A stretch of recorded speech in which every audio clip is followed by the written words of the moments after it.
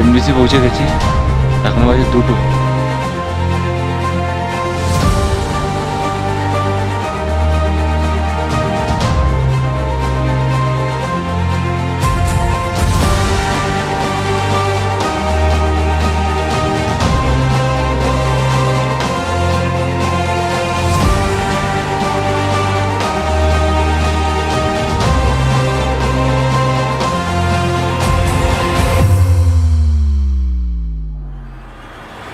কলকাতার সমতল থেকে শুরু আমাদের পথ চলা।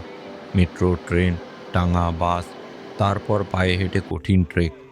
একটি যাত্রা যা ধীরে ধীরে আমাদের তুলে নিয়ে যাবে 4130 মিটার উচ্চতার ভয়ঙ্কর সুন্দর অন্নপূর্ণার কোলে, যেখানে বাতাস পাতলা আর স্বপ্নগুলো ঢেউ খেলিয়ে ওঠে পাহাড়ের মাথায়।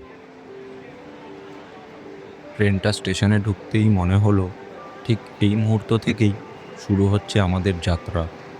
ইঞ্জিনের হুইসেল, রেল লাইনের ওপর দুপুরের হালকা কম্পন, সব মিলিয়ে যেন ডাক দিচ্ছে, চলো এবার পাহাড়ের পথে রওনা হই একসাথে। প্ল্যাটফর্ম ছেড়ে বন্দে ভারত ট্রেনকে পেছনে ফেলে ধীরে ধীরে গতি নিচ্ছে আমাদের মিথিলা এক্সপ্রেস। হাওড়া থেকে বিকেল 3:50 রওনা, আর পরের দিন সকাল 9:15 পৌঁছে দেবে বিহারের রক্সলে। স্লিপার ক্লাসের ভাড়া 385 টাকা, এসি 3 টায়ারের ভাড়া 1045 টাকা, এসি 2 টায়ারের ভাড়া 1485 টাকা। ট্রেনটা প্ল্যাটফর্ম ছেড়ে যেতেই মনে হলো শহরের শব্দ থেমে গেল, আর শুরু হলো আমাদের অন্নপূর্ণার পথে প্রথম অধ্যায়।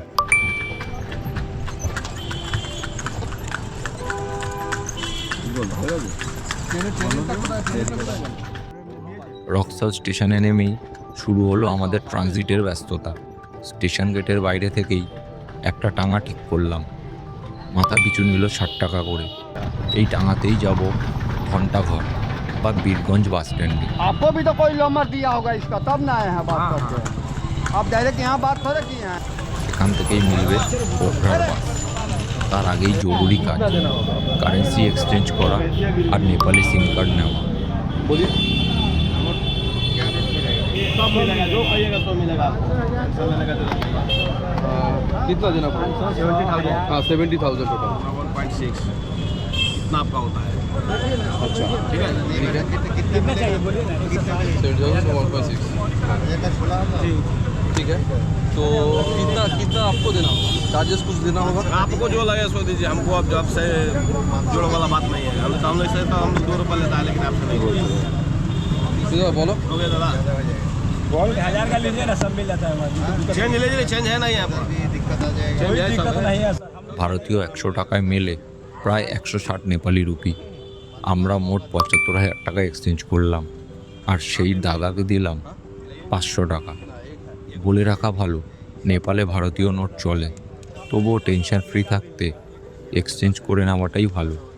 আর একটা জিনিস, নেপালের কয়েন নেই, এমনকি ছেঁড়া নেপালি নোটও নেপালে দিব্যি চলে।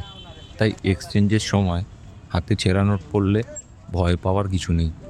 সব সেরে আমরা এগিয়ে চললাম পোখরার পথে, নতুন দেশ, নতুন গল্পের দিকে। ভারত নেপাল বর্ডারে লোকাল গাড়ি ঢোকে না। লোকাল গাড়ি নিলে বর্ডারের আগেই নেমে যেতে হয়, তারপর আলাদা করে নেপালে ঢুকে আবার নতুন গাড়ি নিতে হয়। এতে খরচও বেশি হয়। এই ঝামেলা এড়াতেই আমরা টাঙা নিয়েছিলাম, কারণ টাঙা সরাসরি বর্ডার গেট পেরিয়ে নেপালের ভেতর পর্যন্ত নিয়ে যায়। টাঙা ধরে আমরা রওনা হয়েছিলাম বীরগঞ্জ বাস স্ট্যান্ডের দিকে।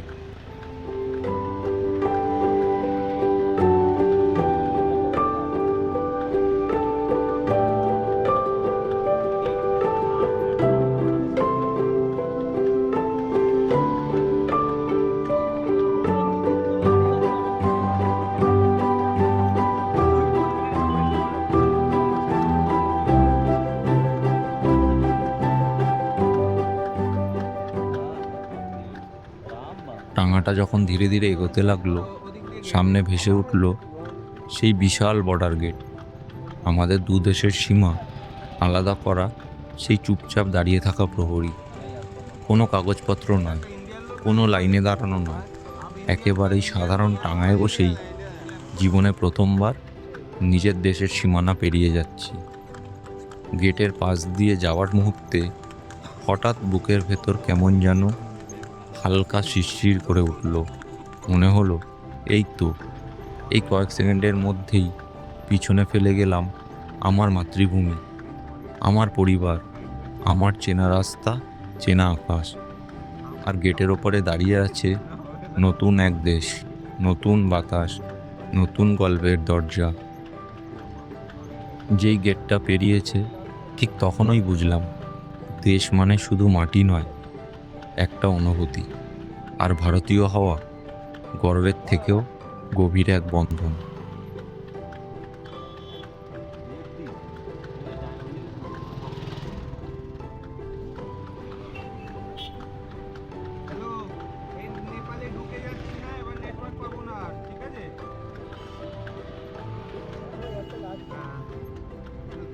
ওই জন্যই বললাম এরপর আবার সিম নিই, তারপর দেখি কি নেটওয়ার্ক পাই না পাই। ঠিক আছে,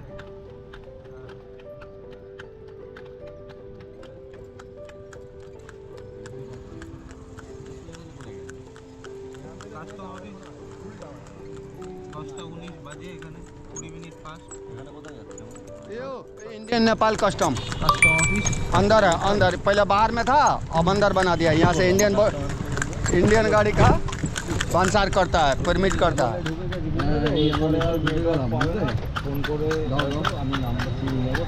बगैर परमिट के नहीं जाएगा अंदर, हमारा परमिट लगेगा। नहीं लगेगा। आपका परमिट मुफ्त ही ना जाइएगा तो वहाँ पे आधार कार्ड लगेगा, ये सब लगता है।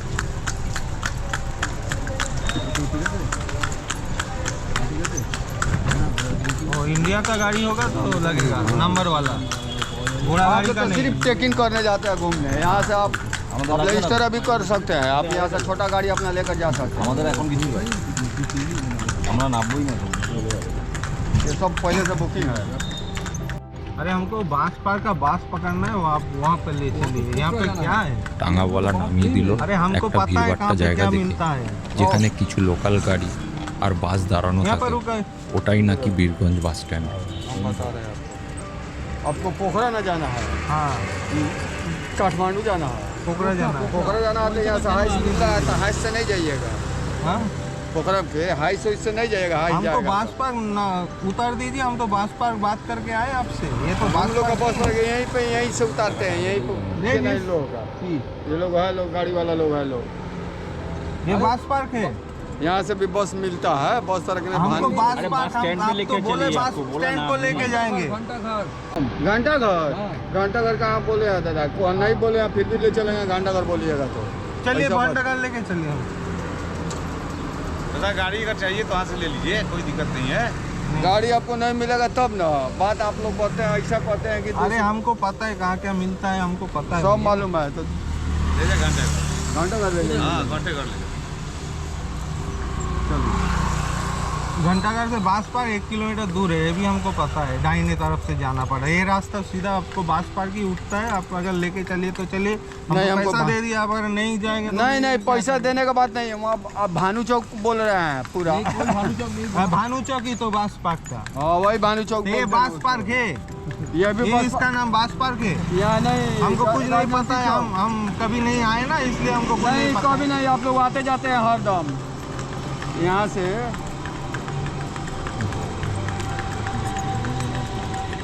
ये रास्ता सोजा भानु चौक है, बांस पार्क के लिए हाँ हो भानु गया। चौक जाता था। बोले हाँ, भानु तो सीधा रास्ता सीधे- घंटाघर जाता है, वहाँ से घंटाघर दाहिने जाता है। जाते हैं तो हाँ, बांस पार्क उठता है। वही हम बात 3-4 बार आ चुके हैं भैया यहाँ पर। वही तो बोल रहे हैं हम। भानु चौक का बात बोल रहे हैं तो बस पार्क हम लोग यहीं तक लाते हैं। यहाँ तक काठमांडू पोखरा का यहाँ गाड़ी मिल जाता है। तो अपना 200 रुपया बोल दिए हैं, 40 रुपया। नहीं तो वहाँ का तो आपको 12-60 रुपया है। नहीं तो 7 किलोमीटर इसको है। बांस पार्क नहीं बोलता, हम जानते हैं ये। हाँ ये बस पार्क नहीं बोलता है, इसको राजमंत्री चौक है। ये यहाँ से मिलता है तो गाड़ी। आप बांस पार्क बोल के यहाँ पर गए, तो हम तो बांस पार्क बोलते ही आए आपसे। और चलिए ना, आपको दुख नहीं होगा। चलिए जहाँ कई बार करेंगे शुरू से पापा आप आए हैं 4 बार 3 बार, तो वहाँ तक 200 रुपये में चले जाते हैं हम लोग 5 आदमी। आप ही बताइए अपने दिमाग से। आप रेट कितना बताए हमको? आपको कस्टमर चाहिए, ठीक है। आपको आप रेट कितना बताए हमको? 40 रुपये बताए, यहाँ तक का रेट बताए हैं। वहाँ का 120 रुपये। हम एक बार भी यहाँ पर बोले, आपने बार बार बोला है बास पार्क जाना है, तो हम लोग का बस पार्क यही है, यहीं तक लाते हैं।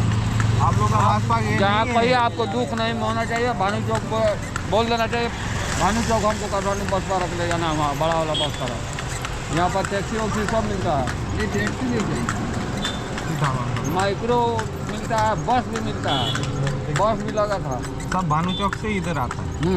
वहीं से आता है आसपास भी है। हम लोग का यहीं तक आता है। 400-500 रुपये भाड़ा हमारा वहाँ का बनता है, तो आप लोग के मुँह पहले ही हम पकड़ा गए हैं। 120 रुपये टाका लेता है एक आदमी का वहाँ तक। कहाँ से 100 में 160 रुपये मिलता है, ये भी हमको पता है। वहाँ तक का। ठीक है, तो घंटाघर में वो ऐसा जगह है जहाँ पे जाके पैसा 160 ही मिलता है, कोई वो पैसा कमीशन में नहीं कटता है। वो आप लोग के पास पैसा छाटने के लिए बात नहीं, हमारा भाड़ा का बात कर रहा है। भाड़ा वहाँ का ज़्यादा होता है दादा, आप लोग समझते नहीं हैं, गरीब आदमी को मुआवजा खाली। अच्छा, चलिए, आपने जो बोला है हम तो उस पे ही राजी है, हम तो कुछ नहीं बोले हैं। अभी बास पार्क बोल के आपने हमको उठाया। यहाँ जाता है। আসলে এখানকার লোকাল গাড়ির সাথে টাঙাওয়ালাদের অদ্ভুত এক বোঝাপড়া থাকে। নতুন লোক এলেই ভুল পথে নামিয়ে গাড়ি ধরানোর চেষ্টা করে, তাই সাবধান থাকা দরকার। টাকা আগেভাগে দেবেন না, আর কোথায় নামছেন ভালো করে দেখে নিন। বাস স্ট্যান্ডে নেমেই প্রথমে আমরা সিম কার্ড নিলাম। নেপালে দু ধরনের সিম সহজেই পাওয়া যায়, নামাস্তে এনসেল। পাহাড়ি এলাকায় নামাস্তে সিমের নেটওয়ার্ক সবচেয়ে স্টেবল, তাই আমরা সেটাই নিলাম।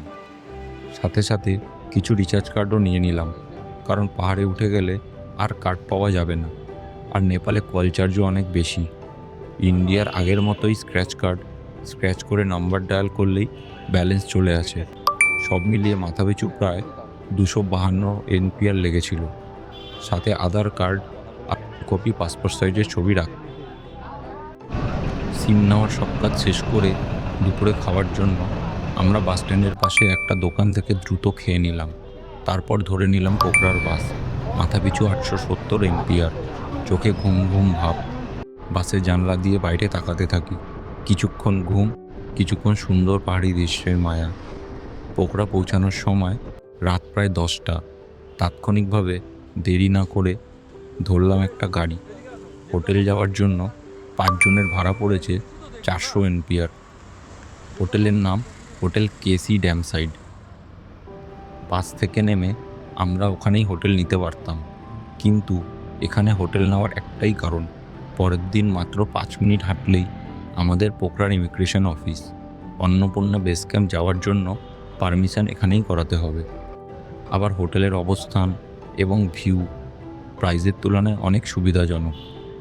সকাল থেকে শুরু হবে নতুন অভিযান। অন্নপূর্ণা বেস ক্যাম্পের পথে প্রথম পা রাখা। নতুন দেশ, নতুন পাহাড়, নতুন মানুষ, সব কিছুকে সামনে রেখে আমরা প্রস্তুত। কিন্তু সেই গল্প, সেই যাত্রা, সেই অনুভূতিগুলো আপনাদের জন্য পার্ট 2-তে। পাহাড়ে পথে চলার মজা, জিনুডান্ডার অভিজ্ঞতা, পারমিশন, হোটেল, গাড়ি সব কিছু মিলিয়ে শুরু হবে আমাদের সত্যিকারের অন্নপূর্ণা ট্রেক।